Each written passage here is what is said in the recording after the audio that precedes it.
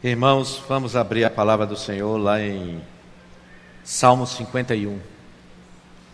É um salmo de Davi, né? Salmo de Davi, quando o profeta Natã foi falar com ele, depois dele ter estado com Betseba. É um salmo de confissão. Obrigado, Marcelo.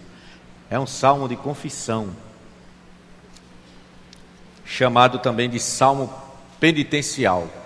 Tem alguns salmos na Bíblia que eles são salmos penitenciais, onde o salmista, e Davi tem alguns dele aqui, por exemplo, Davi tem o 32, 38, são salmos em que Davi se confessa diante de Deus. O Salmo 51, queridos, ele tem como o contexto, segundo Samuel, capítulos 11 e 12, certo? Deixa aí aberto no capítulo 51, né? De Samuel, de Salmos, certo? O que é que aconteceu para que Davi ele escrevesse esse salmo? Ele derramasse a sua alma diante de Deus em confissão. Diz lá no capítulo 11, no verso 1, que decorrido um ano de quê? De uma vitória que Davi tinha tido sobre os amonitas e sobre os sírios. Decorrido um ano após essa vitória tremenda que ele teve contra esses dois povos, no tempo em que os reis costumam sair para a guerra, olha bem isso aí, no tempo em que os reis costumam sair para a guerra, Davi enviou Joabe, seu general, seus oficiais e todo Israel. Ele enviou para a guerra. Davi ia enfrentar uma nova guerra. E aí ele manda o comandante do seu exército, Joabe, e manda seus oficiais e manda o exército. Eles destruíram os filhos de Amon e sitiaram a cidade de Rabá. Mas Davi ficou em Jerusalém. Ou seja, ao invés de Davi estar na frente de batalha com os seus soldados, Davi ficou em Jerusalém. Isso é muito significativo para o que vai acontecer. Talvez Davi pensasse que a vitória já estaria garantida, que não precisava nem ele ir, que ele era o cara de Deus, e que se ele tivesse presente ou não, Deus é com ele e o exército ia vencer. Talvez Davi tivesse no coração, uma vez que ele é um homem segundo o coração de Deus, então ele poderia se dar o luxo de não ir a uma frente de batalha, a uma guerra. Não sabemos quais as razões, mas o certo é que Davi não deveria estar em Jerusalém, deveria estar na frente de batalha. Uma tarde, verso 2, Davi se levantou do seu leito e andava passeando no terraço do palácio real. Dali, ele viu uma mulher que estava tomando banho e ela era muito bonita. E Davi perguntou quem era aquela mulher.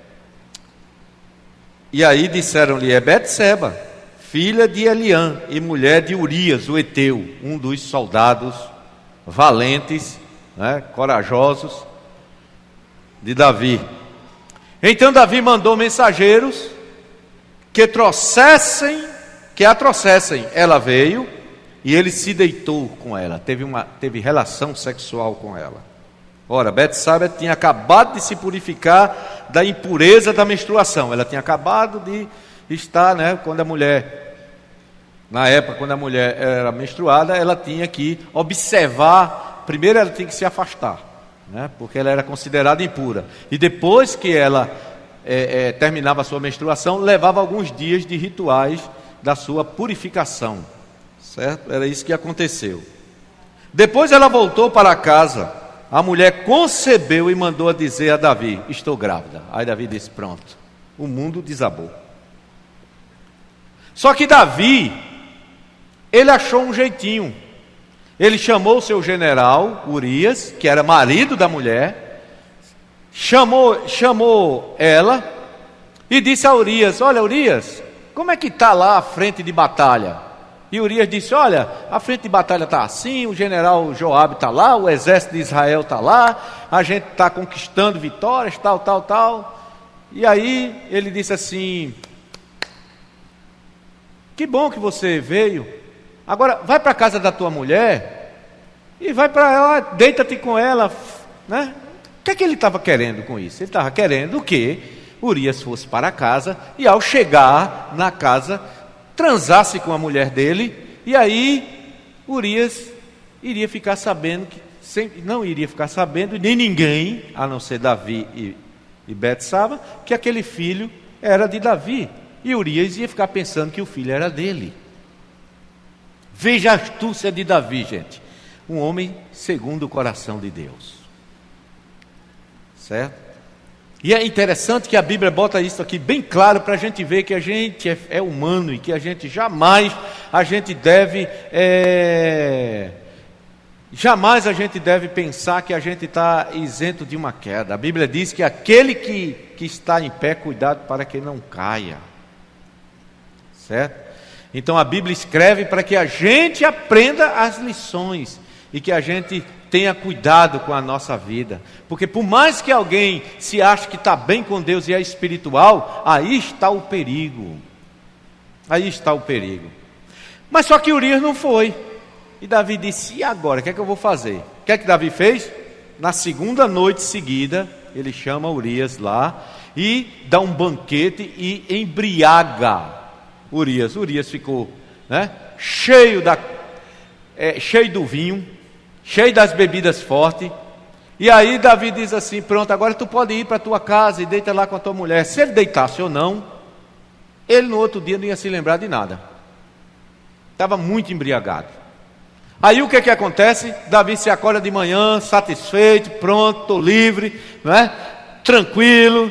Urias foi para casa, deitou-se com a mulher dele, e aí ninguém vai saber que aquele filho ali é meu.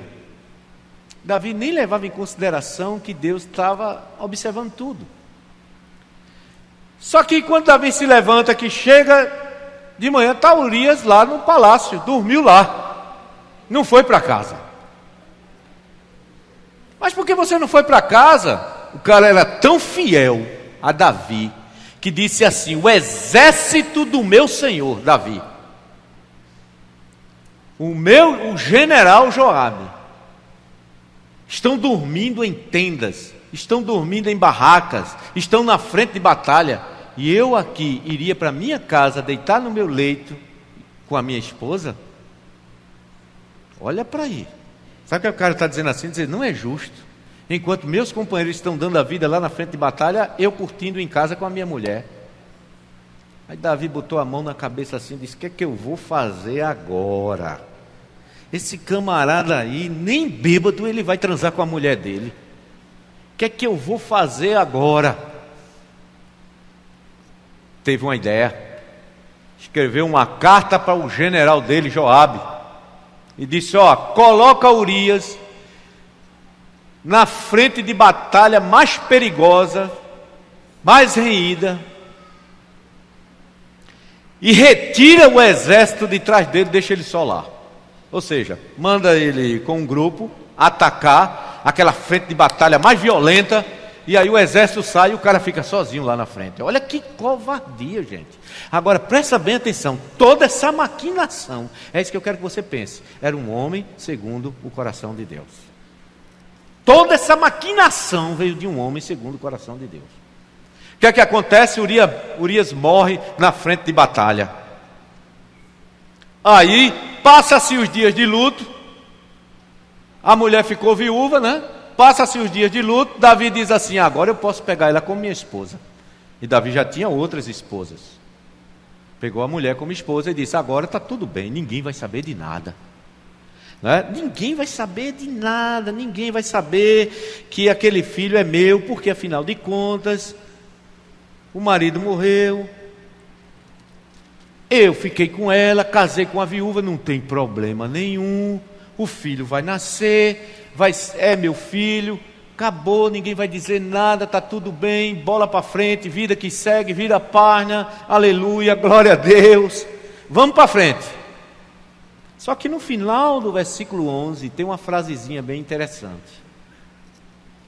No final do capítulo 11, no verso 27, passado o luto, Davi mandou buscá-la e trouxe para o palácio. Ela se tornou sua mulher e lhe deu um filho. Porém, olha bem essa frasezinha, porém, isto que Davi tinha feito pareceu mal aos olhos do Senhor. Observou? Ninguém sabia e nem Davi estava ligando se Deus estava vendo ou não. Talvez, querido, quando o camarada se acha o cara de Deus, ele acha que pode fazer qualquer coisa que Deus vai aprovar. Mesmo o pecado.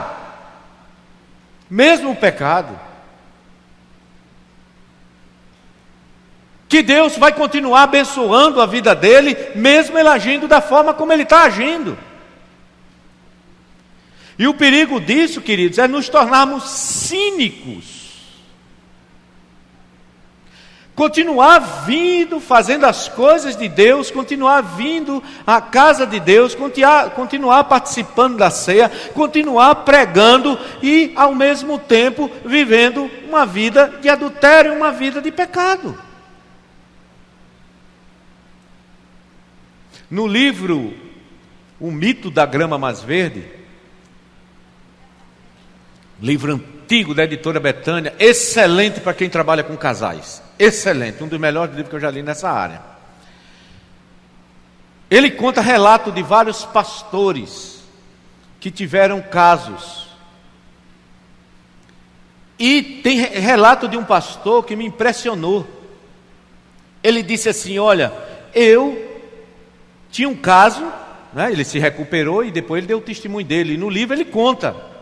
Ele diz: eu tinha um caso, certo? E quando não dava certo eu partia para outro. Ninguém na igreja sabia, na família ninguém sabia. E ele disse que o que mais impressionava ele é que a igreja dele continuava crescendo.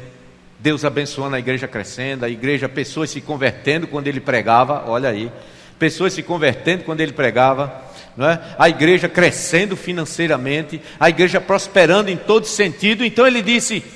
Então ele olhava para ele e dizia assim: eu estou num relacionamento com uma outra mulher que não é a minha, estou enganando a minha esposa, no entanto Deus está abençoando a obra. Olha para aí. E foi assim que ele foi levando a vida, e foi assim que ele foi pastoreando durante vários anos, porque ele chegou a um ponto de dizer assim: olha, se tudo que eu faço Deus está abençoando, então para quê eu me afastar desse relacionamento? Até o dia que foi tudo descoberto, né? Que não tem nada oculto que Deus não traga à tona, diz lá, que não venha a ser revelado. Até o dia que a casa caiu, e caiu feio.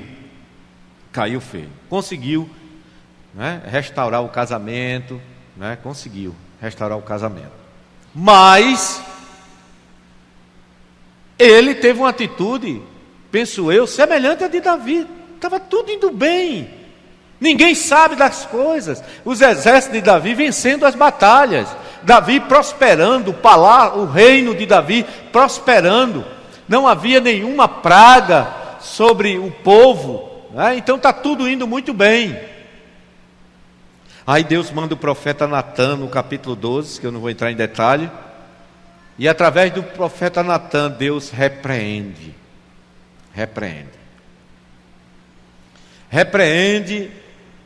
confronta Davi, e aí sim, Davi cai em profundo arrependimento. Talvez seja por isso que ele seja considerado um homem segundo o coração de Deus, porque Davi se arrepende. Uma vez que foi confrontado, ele se arrependeu. E aí ele escreve aqui o Salmo 51, e a gente vai ver assim. Olha o que ele diz: compadece-te de mim, verso 1, compadece-te de mim, ó Deus, segundo a tua benignidade e segundo a multidão das tuas misericórdias, apaga as minhas transgressões. Gente, quando a gente peca, a gente não tem direito de pedir nada a Deus, a não ser se lançar na misericórdia dele. E foi isso que Davi fez. Olha aí, ó. Compadece de mim, ó Deus, segundo a tua benignidade. Ou seja, Davi reconhece diante de Deus que não tem nenhum direito. Davi não chega diante de Deus: Deus, tu sabes que eu sou um homem segundo o teu coração. Tu sabes que eu sou aquele que tu escolhesse lá e mandasse Samuel ir lá me ungir quando eu ainda estava saindo da adolescência. Ó Deus, tu sabes que eu sou aquele que venci Golias. Tu sempre estivesse comigo para eu vencer as batalhas. Não, queridos, presta atenção. Quando a gente peca diante de Deus, a gente não tem que pedir nada, nem temos que apresentar credencial nenhuma, a não ser se lançar nas misericórdias de Deus. Aleluia. Aleluia. Talvez não vai dar para a gente pregar no Salmo 51 hoje todo não, viu? É muita coisa que tem aqui.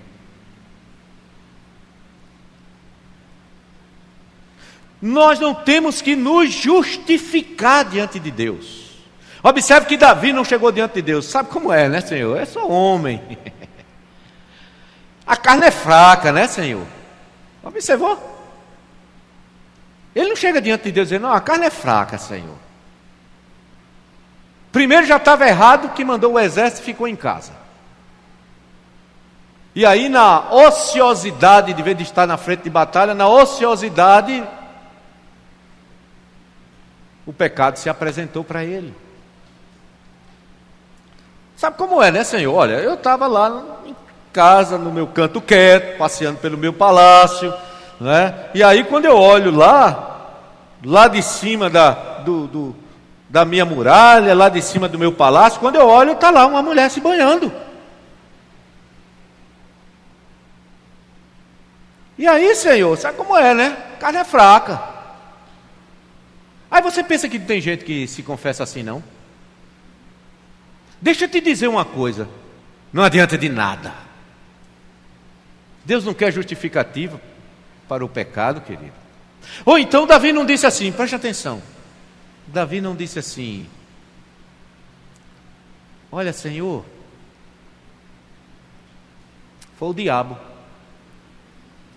Foi o diabo que me atentou. Aquela mulher não tinha nada, foi o diabo que botou aquela mulher tomando banho ali. Foi o diabo, Senhor. Como tem muita gente que também confessa assim, quando vai confessar diz: ó, Senhor, tu sabe como é, né? Eu não queria não, mas foi o diabo. E eu acho que o diabo fica de lado dizendo assim: oxe, eu não. Eu acho que o diabo faz misericórdia. Eu encontrei um acusador.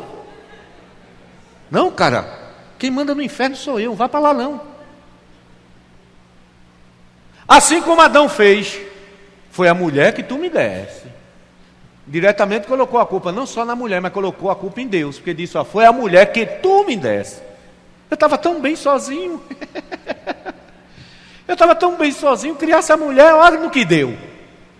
Só faltou ele dizer isso para o Senhor. Em outras palavras, no não dito, ele disse isso. Aí o que é que faz? O Senhor fala para Eva: ô Eva, tu comeste a mulher? Não, foi a serpente. Aí a serpente olha, não tem ninguém do lado dela para ela culpar, e de me ferrei. Essa é a história da gente sempre colocar a culpa e nunca assumir a nossa culpa. Confissão da gente fica tentando se justificar, ou jogando a culpa porque a carne é fraca, ou jogando a culpa porque foi o diabo. É uma confissão, queridos. Aprenda isso hoje em nome de Jesus. É uma confissão que não vale de nada diante de Deus. Observa aí, queridos, que no versículo 4, olha o que é que Davi diz: pequei contra ti somente fiz o que era mal aos teus olhos. Observou aí o que é que Davi está dizendo? Sou eu quem pequei, sabe? Que não tem diabo na história. aqui não tem carne que é fraca. Davi diz, ó, eu pequei contra ti. E ele diz, contra ti somente.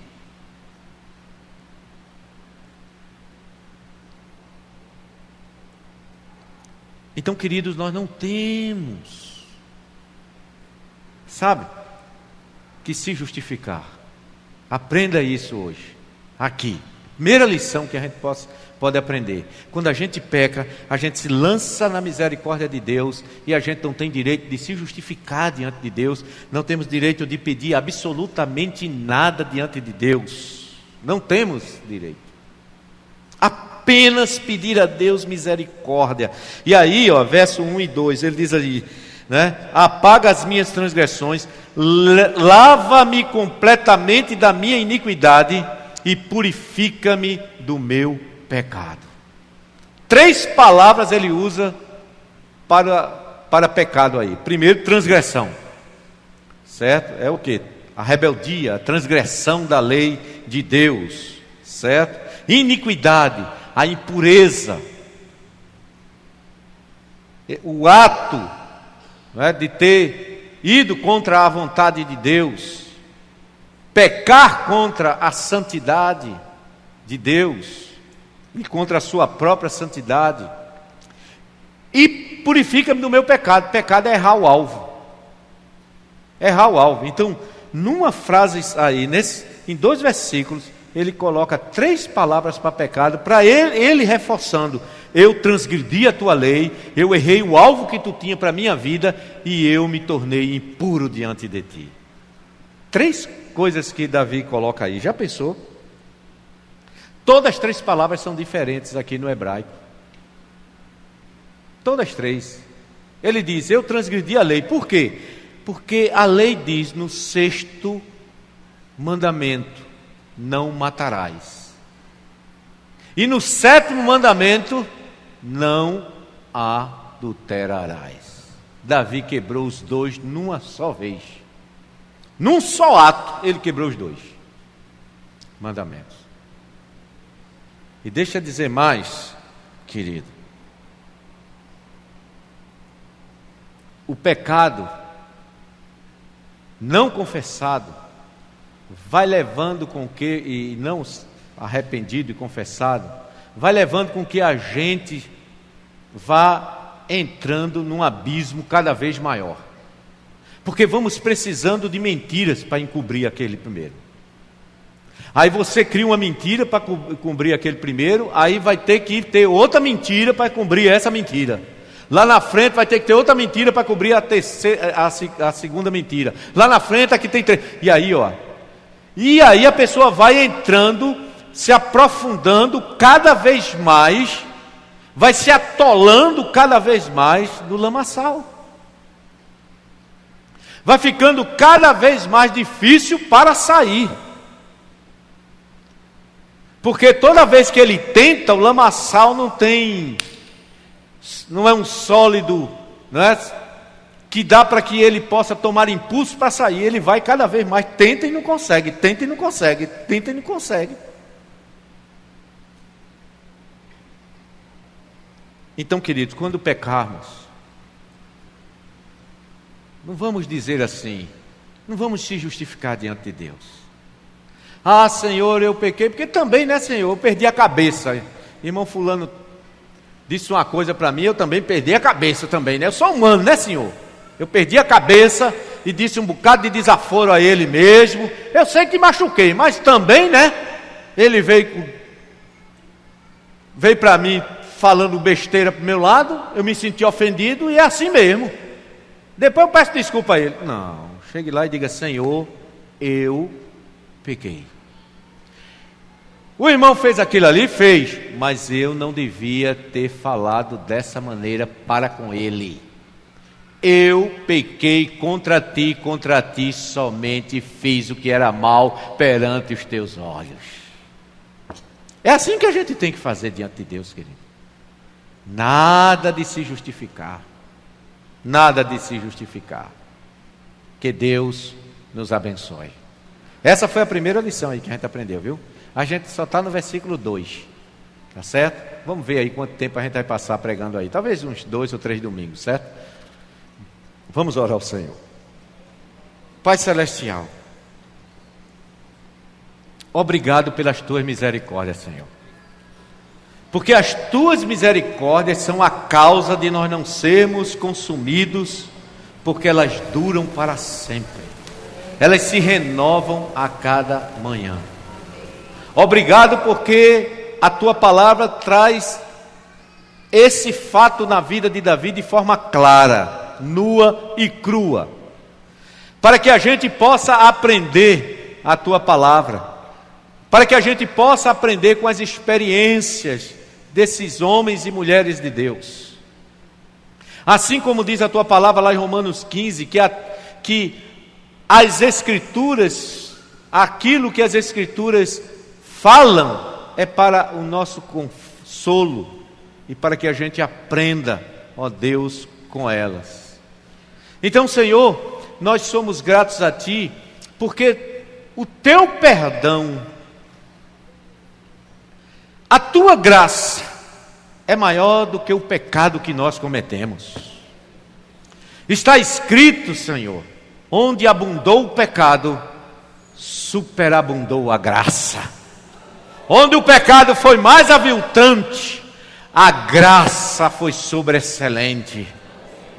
Então nós somos gratos a Ti, porque nós temos essa graça, nós temos essa abertura de chegar até o Senhor e confessar os nossos pecados, sem nenhuma justificação, chegando diante do Senhor e lançando-nos completamente na Tua graça e na Tua misericórdia e na Tua benignidade.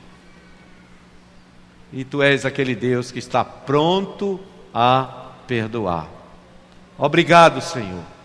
Obrigado, porque Tu és o Deus que nos perdoa. E há um coração contrito, conforme Davi diz nesse mesmo salmo.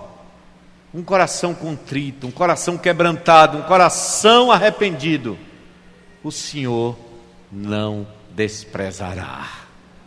Louvado seja Teu nome. Louvado seja o Teu nome. Obrigado pelo Teu perdão. Obrigado porque o sangue de Jesus nos purifica de todo o pecado. Obrigado porque Ele nos lava, nos purifica. Louvado seja Teu nome, Senhor.